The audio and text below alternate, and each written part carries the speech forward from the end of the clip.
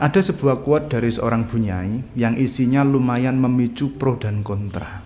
Isinya begini: jangan lupa setiap harinya baca sholawat, sedikitnya baca sholawat 1000 kali untuk ngimbangi Qur'ane. Karena Qur'an itu panas nek gak diimbangi maca sholawat.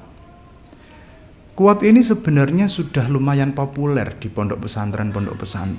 Cuma kalau dulu kiai matur, ya udah santri manut. Bunyai matur, santri manut. Kalaupun nggak manut, ya diem aja gitu.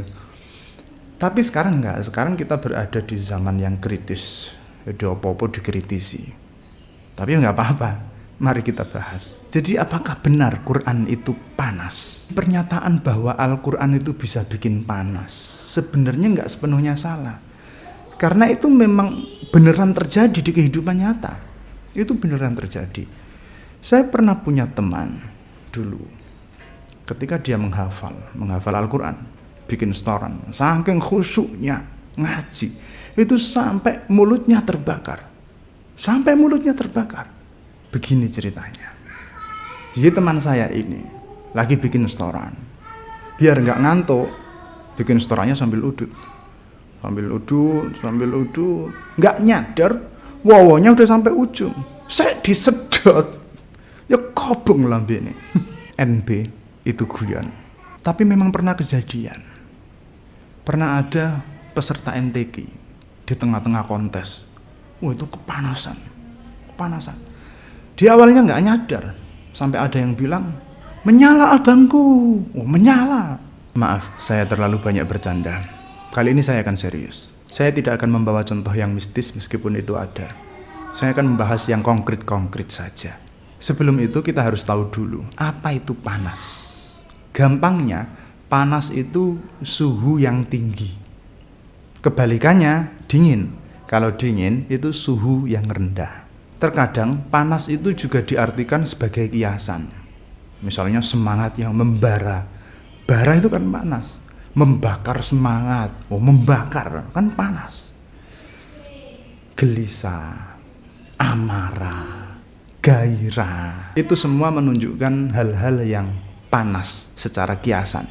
Dari sini bisa kita pahami bahwa panas itu konotasinya nggak selalu negatif. Untuk memasak nasi atau makanan-makanan apapun yang perlu dipanaskan, kita butuh panas. Para suami lebih suka istrinya bersikap panas saat cuaca dingin daripada bersikap dingin saat lagi panas-panasnya. Secara fisik, Al-Quran nggak panas, kecuali kertasnya terbuat dari kompor.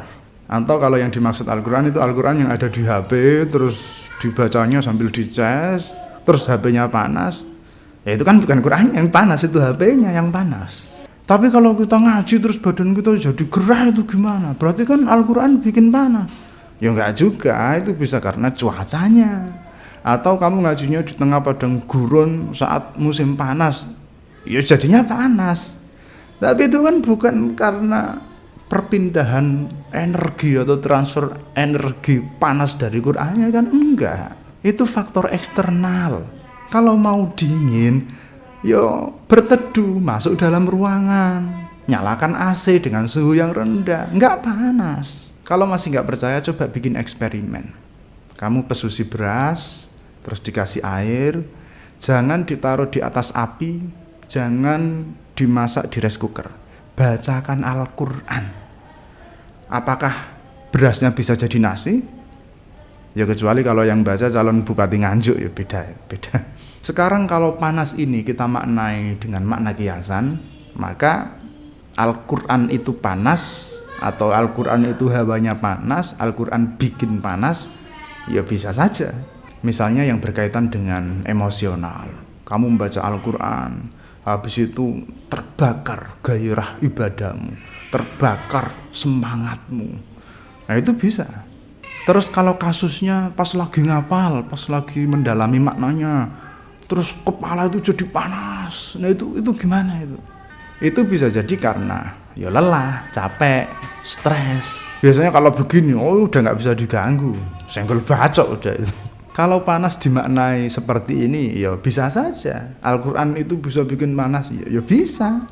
Pertanyaannya, apakah sholawat bisa menetralisir? Ya bisa banget.